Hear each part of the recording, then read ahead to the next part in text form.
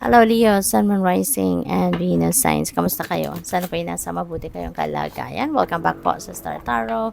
Kung bago kayo rito, welcome din kayo. Thank you for your support. I truly appreciate it. God bless you all. And please subscribe, like, share po, and leave me a comment kung nakaresonate kayo. Thank you.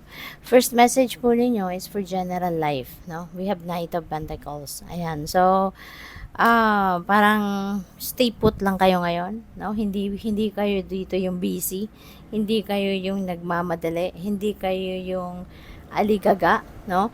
Parang nandito lang kayo, nag-iisip, nagdidiskarte, nagpaplano, nagko-concentrate kayo, yung gano'n, no? Gano'n ang ganap ni Leo sa ngayon. Maybe you are planning, no? You are planning regarding investment, saan kayo mag-i-invest ng pera ninyo, how you're going to grow your money, mga ganun ba? Ano ang mga gagawin ninyo, no? Para maging prosperous and abundant kayo, no? So siguro you are planning, no? Those things. At pwede rin na may mga realizations na kayo sa ngayon, no? Na ang pagmamadali, walang maidudulot na maganda. 'Di ba? Mas lalo lang kayong magkakamali. Mas lalo lang magkakaroon ng mga complications ang mga gagawin ninyo if you are going to rush things. So, may mga ganun din yun. Pwede rin na there are financial opportunities coming your way. Baka marami din ang paparating na mga oportunidad na pwede ninyong pagkapirahan, no, sa ngayon. Kaya pwedeng yan din ang pag-iisipan ninyo. Maaaring yan din yung pagdidiskartehan ninyo. But parang ano kayo ngayon, hindi muna kayo gagalaw. Hindi muna kayo magte-take action sa ngayon. You are focusing more on planning, no? There's a lot of thinking happening dito kasi gusto mong maging sigurista ka. Gusto mong masiguro mo na ang bawat galaw na gagawin mo ay sigurado, no? At maingat mong gagawin ito. You are moving cautiously. Kapag handa ka na, you are going to move cautiously, no? So, good luck. Money, career, and finances, we have Three of Pentacles. Ayan. So, collaboration, no, is going to happen dito. Merong mga pagtutulungan, partnerships, collab, no, na magaganap dito sa mga projects ninyo, sa trabaho ninyo siguro. Meron kayong teamwork, no? You are going to work in a team sa ngayon. Kaya mabilis, no, ang pag-angat ninyo dito sa tagumpay. Kasi 'di ba, kapag maraming nag-iisip, maraming dumidiskarte. So, mas mabilis, no, ang inyong tagumpay. Mas mabilis ang magiging ano ninyo. Mas mabilis ang magiging resulta, no, ng kung ano man ang inyong mga gagawin. Kaya this is really beautiful. Isa pa, siguro meron ditong mag-o-offer sa inyo ng since nag-iisip kayo for investing your money. Baka meron ditong opportunity na dadating.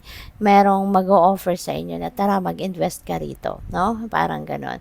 Merong mag-aaya sa'yo.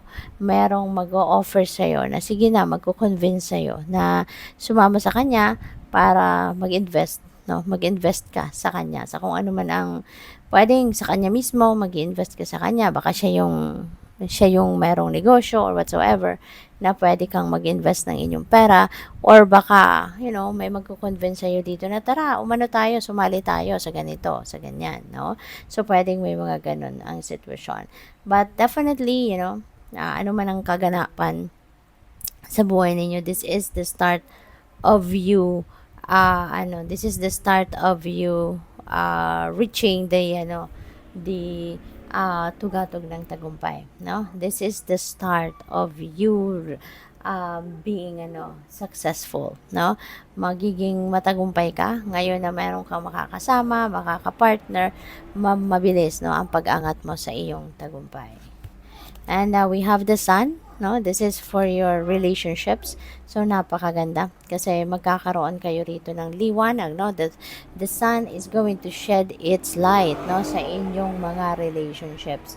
Kaya kung kunyari may mga problema na pinagdadaanan ng iba sa inyo pagdating sa inyong relasyon, huwag kayong mag-alala. You have nothing to worry about kasi nandito na, no, si the sun, no? It's going to shed its light on you, on your relationship, at magiging maganda, mas maayos, mas magiging peaceful, mas magiging harmonious, loving, and passionate kayo with each other, no? Sa romantic relationship. So, maganda, magiging maayos, no? Mas magiging successful ang inyong relasyon, no? There will be happiness, there will be joy, there will be harmony and peace, no? And maganda ang samahan. So, tignan natin kung ano pa ang mga messages ninyo rito. And before that, I would like to say thank you then sa mga nakapag-subscribe na. And thank you din sa hindi nag-skip ng ads. And thank you for sending me donations, through Super Thanks. Maraming salamat po. And for those interested po na mag-member, sa Star Tarot, open na po tayo for memberships. Just check out kung ano po yung perks na pwede ninyong ma-receive. I am always at the right place, at the right time, with the right people. Wow, napakaganda. So, this is divine timing, no? Parang, eto na, dadating na yung divine timing sa buhay ninyo for anything and everything, no? Na pwedeng pagkakaabalahan ninyo. No? Dadating ang right opportunities, dadating na sa inyo yung mga right timing, no? For anything. So, napakaganda. Good luck. Sabi dito, improve timing, increase the occurrence of synchronistic opportunities, be inspired with creative ideas, develop understanding of various cultures and spiritual philosophies. Ayan. So, napakaganda. Maraming oportunidad, no, ang dadating dito, no, na kusang alam mo yun, kusang dadating kahit hindi mo hanapin ang mga opportunities and possibilities, kusang lalapit sa'yo. Kaya ang mahalaga na maging reaction ninyo once na dumating, no, ang kahit anong mga opportunity na to, take advantage of it. Wag na kayong magpatumpik-tumpik pa, wag na kayong mamaya na or bukas na, wag na ganon, So, anuhin nyo agad, lapitan nyo agad. So, we have Labradorite. I take the time for reflection and see life from a higher perspective. Maari, no, na magkakaroon ng time kayo ngayon para mas magmuni-muni, magnilay-nilay, mag-isip-isip. No? So, there's going to be a lot of re-evaluation of everything. Siguro na nangyayari sa buhay ninyo. Titignan ninyo, sisilipin ninyo ang bawat area of your life. Sabi din dito, observe life from a greater perspective, reflect on inner light, develop consistent spiritual practices, and increase spiritual awareness. Meditate regularly. Ito yung pinakamaganda, no?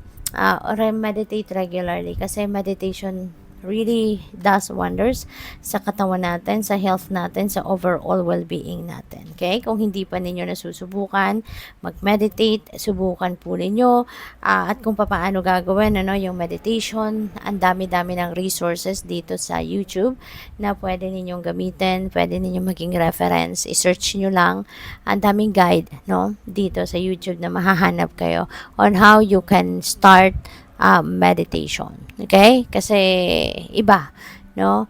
Kumakalma tayo, nakakapag-isip tayo na mas mabuti, nadideclutter natin yung isip natin, yung damdamin natin from negativity when we are doing meditation. Kaya give it a try. So, thank you for watching. Love and light. Namaste.